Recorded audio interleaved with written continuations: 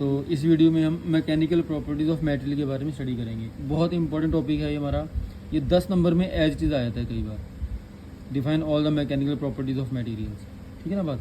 या 2 नंबर में कोई प्रॉपर्टी पूछ लेगा, या 4 नंबर में दो में डिफरेंस पूछ लेगा, ठीक है, कुछ भी पूछ सकता है। बड़ा वैसे भी नॉलेज के लिए भी बहुत इंपॉर्टेंट टॉपिक। तो सारी मैकेनिकल प्रॉपर्टीज हमने मेडिकल पढ़नी थोड़ी, लगभग इसमें से आप कुछ बार प्रॉपर्टीज पहले पढ़ चुके हो, कुछ आगे नहीं आएंगी, स्टडी कर लेंगे, ठीक है। जैसे सबसे फर्स्ट नंबर पे इलास्टिसिटी आपने पढ़ रखा है। It is the ability of material by virtue of which it regain its original position after removal of deforming force. ये लाइन आपने अच्छे से लिखनी है जो मैंने बताई भी आपको। मैं दोबारा पढ़ दूँ। It is the ability of material by virtue of which it regain its original position after removal of deforming force. मतलब जो हमारा डिफॉर्मिंग फोर्स है, जिस वजह से मेटेरियल डिफॉर्मेशन में आया हुआ है, जैसे मैं फोर्स हटाता हूँ वाला, उसके बाद वो ओरिजिनल पोजीशन में वापस आ जाएगी, वो इलास्टिसिटी है। और जो नेक्स्ट प्रॉपर्टी है हमारी प्लास्टिसिटी, इसमें जस्ट आपने डज नॉट लिख देना है। It is a property of material by virtue of which it does not regain its original position after removal of deforming force. मतलब जब हम फोर्स लगाएं तो जिस पोजीशन पे वो आ गई है, जब हम फोर्स हटाएं तो उसी पोजीशन पे ही रहे, वापस ओरिजिनल पोजीशन वापस ना आए, तो उसको प्लास्टिसिटी बोलते हैं। मतलब न्यू शेप डिज़ाइन कर ले, न्यू शेप एक्वायर कर ले, वो नई शेप में आ जाए जब हम प्रेशर लगाएं या उस पर फोर्स लगाएं हम, ठीक है। स्ट्रेंथ मैं बताता हूँ आपको। स्ट्रेंथ ये वो एबिलिटी है मटेरियल की जिस वजह से जब हम फोर्स लगाएं, किसी भी टाइप का फोर्स लगाएं, तो वो उस फोर्स को बियर कर ले, मतलब डिफॉर्म ना हो, तो हम कहते हैं उसके अंदर स्ट्रेंथ है, ठीक है बात। The capacity of material to withstand और support external loads without any structure damage, उसकी स्ट्रक्चर में कोई डैमेज ना हो, ठीक है ना बात। तो वो स्ट्रेंथ कहलाएगी हमारी। उसके बाद स्टिफनेस। स्टिफनेस एक्चुअल में ये जो प्रॉपर्टी है ये स्प्रिंग में होती है, स्प्रिंग में, ठीक है। लोड पर यूनिट डिफ्लेक्शन बोलते हैं। मतलब मान लो स्प्रिंग है कोई मेरे पास, या रबड़ लाइक मटेरियल मेरे पास, मैंने यूनिट डिफॉर्मेशन करने में 1 mm उसको डिफॉर्म करना है, उसकी लेंथ इंक्रीज करनी है, तो कितना फोर्स मुझे चाहिए, वो होती है स्टिफनेस, ठीक है बात। लोड पर यूनिट डिफ्लेक्शन, इसको हम स्टिफनेस कह सकते हैं, ठीक है। The ability of material to resist deflection और elastic deformation and applied load is called stiffness और रिजिडिटी। आप इसको एज भी याद कर सकते हो, कोई दिक्कत की बात नहीं, ठीक है।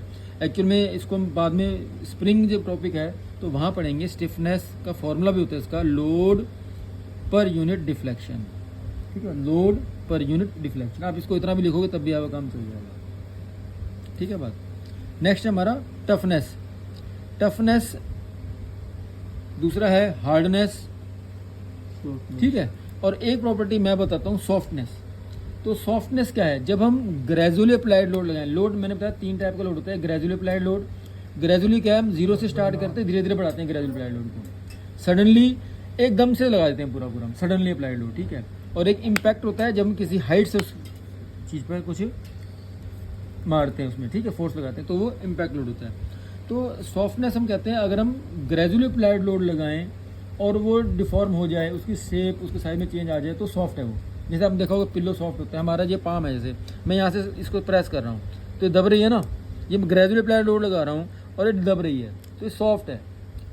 और ऐसी कोई मटेरियल मैं ले लूँ, जब हम ग्रेजुअली अप्लाइड लोड लगाएं उसको रेजिस्ट कर दे, तो वो मटेरियल क्या है, हार्ड कहलाएगा, हार्डनेस हो जाएगी। तो लोड ध्यान रखना, ग्रेजुअली अप्लाइड लोड लगाकर अगर मैं उस चीज़ पे लगा रहा हूँ और उसको रेजिस्ट कर रही है, उसको बियर कर रही है, तो मैं कहूँगा वो हार्ड है, ठीक है। इसके अलावा और कुछ बातें भी हैं, जैसे मैं हार्डनेस के बारे में बता दूँ। The property of resistance to scratch, उसके स्क्रैच ना आए उस पर। अगर स्क्रैच आ रहे हैं तो फिर वो हार्ड नहीं है। स्क्रैच, एब्रेशन, खरोंच वगैरह ना आए उस पर कुछ भी। सरफेस वियर और इंडेंटेशन कहते हैं हम खड्डा हो जाना। एक्चुअल में जो हार्डनेस है, जब आप स्ट्रेंथ ऑफ मटेरियल की वर्कशॉप में, लैब में जाओगे तो वहाँ पे हार्डनेस टेस्ट होता है हमारा, ठीक है। ब्रिनल हार्डनेस टेस्ट है, हमारी मशीनें अलग अलग, आइजोल टेस्ट है, ठीक है। तो उसमें हम देखते हैं, उसमें एक स्टील की बॉल है हमारे पास, ठीक है। और उसको जैसे मैं किसी भी सरफेस उस बॉल का स्पेसिफिक वेट है, उसका डायमीटर स्पेसिफिक है, ठीक है। मैं उसको उस पर रखूँगा और ग्रेजुअली अप्लाइड लोड लगाऊंगा उस पर, और मैं देखूँगा कितना लोड वो ले सकती है, कब उस पर खड्डा ना हो, ठीक है। तो वहाँ से चेक करते हैं हार्डनेस को भी। तो आपने ऐसे याद कर लेनी है। The property of resistance to scratch, abrasion, surface wear, indentation by harder objects, harder bodies. Harder body मैंने बताया कि स्टील की बॉल है हमारी, ठीक है बात, इज कॉल्ड हार्डनेस। थोड़ा पढ़ लेना अच्छे से, थोड़ा सा ये वाली बात देखो। जो टेस्ट के बारे में जिक्र किया था हम, ब्रिनल हार्डनेस टेस्ट है, रॉकवेल है, विकर हार्डनेस है, ठीक है, ये सारी बात मेथड है कुछ जिससे हम हार्डनेस टेस्ट करते हैं। नेक्स्ट हम वही अभी टफनेस पे आ जाएं। अब टफनेस क्या है, अब हार्डनेस के बारे में बता दिया मैंने, हमारा लोड कैसा था, ग्रेजुअल अप्लाइड लोड होता है। टफनेस के लिए क्या है, इम्पैक्ट लोड। अगर इम्पैक्ट लोड को वो बॉडी मेरी बियर कर ले, मतलब इंडेंट ना पड़े, उस पर कुछ उसकी स्ट्रक्चर में कोई डैमेज ना हो, तो मैं कहूँगा बॉडी ऐसी मेरी टफ है। दोनों में डिफरेंस यही है। The property of material to offer resistance to fracture under shock loads, मैंने इम्पैक्ट लोड का हो, शॉक लोड का हो, फ्री फॉलिंग लोड को, एक ही है ये। सच एज हैमर ब्लो, देखो क्या ना, hammer blow is called it's toughness. ठीक है बात क्लियर अच्छे से। नेक्स्ट टॉपिक है हमारा डक्टिलिटी। डक्टिलिटी क्या है भाई, मतलब मैंने कहा जिसको हम वायर में कन्वर्ट कर सकें, ठीक है ना, मैं उसको लेकिन स्ट्रक्चर में ज़्यादा डैमेज नहीं आना चाहिए उसकी। The ability of material to drawn into wires, उसको वायर में मैं कन्वर्ट कर सकूं विदाउट रप्चर और and without losing much strength, उसकी स्ट्रेंथ भी कम ना हो, ज़्यादा स्ट्रेंथ उसकी कम ना हो। जैसे सबसे फर्स्ट नंबर पे इसका एग्जांपल लिख सकते हैं आप, गोल्ड है, प्लेटिनम है, सिल्वर है, ठीक है, ये सारे कुछ हैं, निकल है, एल्यूमिनियम है, सारे डक्टाइल मटेरियल्स हैं। मैलिएबिलिटी, जिसको हम थिन शीट में कन्वर्ट कर सकते हैं, है ना, थिन शीट में कन्वर्ट कर सकते हैं। The ability of material to deform being hammered, rolled और pressed without fracture through cold and hot working is called its malleability. आप इसको कह सकते हो, जैसे इसमें यहाँ पे वायर लिखा था, उसको आप शीट में कन्वर्ट कर सकते हो, ये वाली बात लिख सकते हो, आपका काम चल जाएगा। ठीक है बात ही। इसके भी एग्जांपल हैं, जैसे गोल्ड हो गया, सिल्वर हो गया, एल्यूमिनियम है, प्लेटिनम है, सारे हैं। Brittleness, next property of brittleness, lack of ductility, ये तीन वर्ड लिखो, काम चल जाएगा आपका। ठीक है, मतलब क्या है, डक्टिलिटी मैंने कहा उसको वायर में कन्वर्ट कर सके हैं। ब्रिटलनेस क्या है, अगर मैं किसी बॉडी पर फोर्स लगाऊं, ठीक है, या तो उसको बियर कर ले एकदम से टूट जाए, जैसे सबसे बड़ी एग्जांपल है ग्लास, ठीक है, या कास्ट आयरन, ठीक है, तो वो डक्टिलिटी नहीं होनी चाहिए उसके अंदर, डक्टाइल ना हो उसके अंदर। ठीक है, the lack of ductility and plasticity in a material cause its fracture without sufficient warning. आपको वार्निंग, मैंने जैसे ग्लास बोला, या तो पूरा फोर्स ले लेगा एकदम टूट जाएगा, वैसे ही कास्ट आयरन है हमारा, या तो पूरा फोर्स ले लेगा या एकदम टूट जाएगा। आपको पहले वार्निंग नहीं देगा, उसमें लचकीलापन नहीं होगा बिल्कुल भी। ठीक है, जैसे स्टील है, अब स्टील तो लचकीलापन है, उसमें लचीलापन है, उसमें पता लग जाए भाई इतना मैंने ज़्यादा लचक रहा है। रबड़ है, बता देगा भाई इसके बाद टूटेगा वो। इसमें विदाउट सफिशिएंट वार्निंग और रिमार्केबल डिफॉर्मेशन नहीं आएगी, ये तो पूरा वो डिफॉर्म नहीं होता। ठीक है बात, वो लचकता नहीं है। Under the action of applied load is called brittleness. ठीक है, it is opposite to toughness, toughness का अपोजिट है ये। ठीक है बात, इट इज अपोजिट, ध्यान रखना, एक नंबर में पूछती है बातें। Brittleness is the opposite of toughness. ठीक है, हार्डनेस मैंने बता दिया। नेक्स्ट है हमारा फैटीग। एक्चुअल में फैटीग वर्ड सुना होगा आपने, फैटीग बोलते हैं थकावट को, ठीक है ना।